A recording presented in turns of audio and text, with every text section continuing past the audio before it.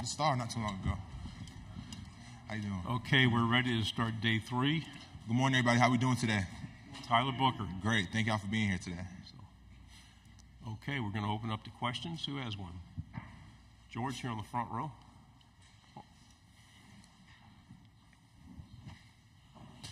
George T, KVTV here in Dallas. So I've heard that you were one of the most effective leaders during the staff transition with Coach DeBoer. And I wanted to know, what do you think helped stabilize a locker room during the period of change? Togetherness really helps stabilize the locker room in a period of change. And we definitely feel the tightest knit group is right now since my past 3 years of being here, just because we've been through an experience together. I'm not going to say a traumatic experience, but we've been through something together. So we can all look at each other, no matter what we're going through, like, okay, this guy stayed when it was hard. This guy stayed when it was hard. And other guys have left because it was easy for them. But, like, we're looking at each other in the locker room like, okay, this is my brother. He stayed here for me. Front row here on the left. New Haven in the house. Yes, sir. Good morning, Tyler. Good morning. How are you? Good. AP Stedham, AP and Kelly, as we see at syndicated radio. Tyler, the offensive line, it's like a chorus line. So how do you stay in step together to improve? You know, last year where they had a lot of sacks. I know you're looking to improve on that point. Well, we've definitely been taking a lot of time to work on our pass protection individually, and we've been also taking a lot of sets together as well, because there was a lot of transition in the offensive line. People were moving around in different spots. So now that we have some guys playing next to each other, we got 3 returning starters, and we've really been focusing on working together, even without the coaches, on our free time, just because that's how bad we want to be great. That's how bad we want it. And while we did fall short when it came to pass protection last year, we're going to build upon our run game last year, because I feel like we had a very effective run game last year. Stay on the front row. Chase Goodrow with the Tuscaloosa News. Tyler, I kind of want to go back to your first question from George. In the coaching transition, right, the 3 guys that kind of pulled the locker room together were you and Jalen and Malachi. All 3 of y'all in your own individual position rooms lost guys, right? Malachi looks around, Caleb's gone. You look around, Caden Proctor's gone. Jalen looks around, Julian Sayan's gone. I mean, just walk me through those 72 hours where y'all, I assume, got together and said, we got to hold this thing down. Well, first of all, I'm the lucky one because I got my guy back. But those first 72 hours were crucial. We really banded together and said, hey, like, we're going to stay here and we're going to win a national championship, because we haven't won a national championship yet. Malachi has one from his freshman year, but we want one, like, as our team. We want this to be our team. We want this to be our national championship. And we knew that we have the talent in-house to be able to do that. We were 7 points away from being a national championship. We can't lose sight of that. So we really just had to try our best to keep everybody here, but to everybody that left, we wish them the best of luck. Second row in the aisle. Eric Bailey with the Tulsa World. Oklahoma and Texas bring a storied rivalry to the SEC, but what can those fans expect out of other rivalries in the conference? Can you tell me a little bit about the Iron Bowl, and what can those fans see out of other rivalries in the SEC? Yes, they have a great rivalry, the Red River rivalry, but the SEC has some great ones as well. You have the Iron Bowl, of course, us playing Tennessee. You have the Egg Bowl with Ole Miss and Mississippi State. So this is a conference built off of tradition, and we're blessed to have 2 storied programs in this conference to really make it better. Left side, second row. Cam Durr, WAFF 48 in Huntsville. Kind of a fun question for you. You know, the Olympics are coming up. I was just wondering, if you were to be an Olympian and you were on an Olympic team, which team do you think you would be a part of, or what sport would you play? I would do track and I would throw. So actually, up until the 8th grade, I threw shot put, discus, and javelin. And I was pretty good in shot put and discus, but in javelin, I won regionals for the Northeast. So I think if I wasn't playing football, I'd be out there heading to Paris soon. Right side, fourth row. Hey, man, Ben Bobick, Local 3 News in Chattanooga. You guys don't get too many recruits from the Chattanooga area, but Amari Jefferson's a guy that's coming in this year for you guys. Do you see this sort of a special playmaking ability he has, and you see him maybe separating from the pack and potentially contributing on the team this fall or in the future? Definitely. Amari and a bunch of other guys have come in ready to work, and that's why I commend this class. Like, these guys don't complain. These guys are looking for ways to get better. Like, for example, Will Sanders, he's in my offensive line room. He, every day after practice, hey, look, how do I do on this? How do you do this? How do you do that?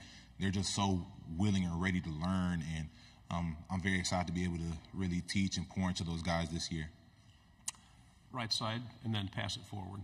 Dan Peck, ESPN 106.7 in Auburn. What can you say are the biggest differences between an offseason with head coach Nick Saban and an offseason under Kalen DeBoer, and what's similar about their approaches? There wasn't much different. The only thing that was really different schedule-wise, we had a few practices before spring break, and I feel like that really helped just because we were able to go over the break with some practices under our belt. We knew what to expect. Obviously, the practice schedule was different, but the same intensity. We still have fourth quarter. We still had a lot of walkthroughs. We still did everything to prepare for this upcoming season. And the things that were similar, like I just said, that intensity, we're still playing Bama football. That Bama standard hasn't changed.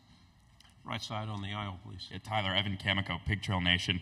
Last season in the Arkansas-Alabama game, Landon Jackson, 3.5 sacks. What do you remember about going against him that day and in the Arkansas game in general?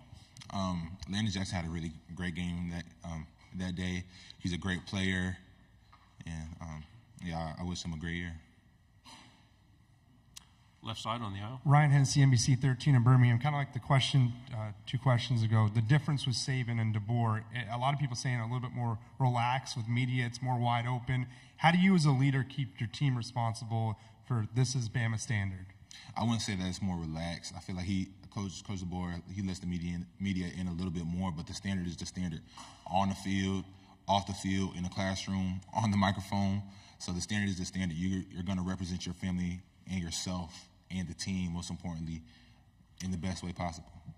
I'm sorry, left side. Jake Stansel, WBRC in Birmingham. What do you think of your former coach, Coach Saban, picking Texas and Georgia to play in the SEC title game? Is that some early rat poison for this group?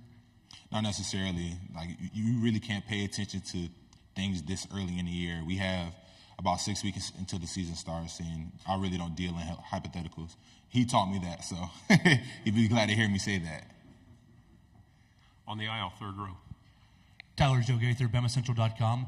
What do you think the change to morning practices will do for the team, and how do you think that's going to maybe help this year, getting ready for this year? I think morning practices will definitely help because we're going to be able to practice in the morning, go to class, and then in the afternoon we're going to have some more time. We'll have more time to really recover, get ready for the next day, watch film, meet with our coaches. It's just more time on the back end of the day because when we had afternoon practice, you only have so much time before you had to go to study hall, eat, go to sleep, get ready for the next day. So I definitely feel like morning practices are going to be a great change for us. Left side again on the aisle.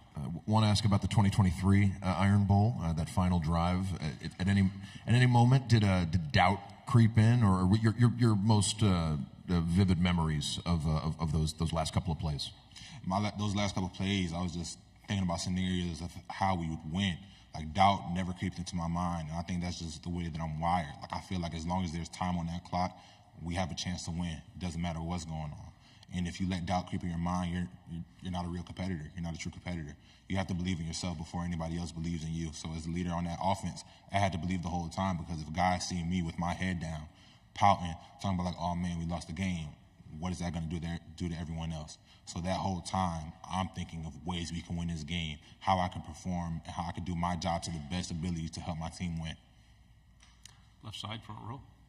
Michael Cobble, WBRZ TV in Baton Rouge. I feel like Jalen has the potential for a Heisman year. What do you see in him and his growth, and what are your expectations for him this season?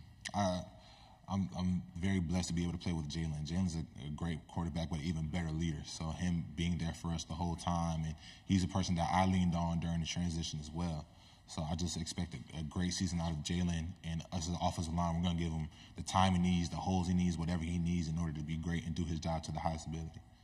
Final question back here on the left. Max Cohan, Way 31. Tyler, I know you've had some time to process it now, but I'm wondering how that last play of the Rose Bowl is still sitting with you and if it's fueling you to this point. Definitely, the whole Rose Bowl. It's not just the last play. It's definitely fueling us to this year. We understand we fell short, and we were so close to our end goal, and we're going to let that drive us this year. But we're not going to dwell on it too long. We got to look forward to this upcoming season. But that's the Rose Bowl is something that we talk about as far as like whenever you don't feel like working hard, just think we didn't work hard enough in that game. Tyler, thank you very much. Good job. Thank you. Y'all have a good one. Roll Tide.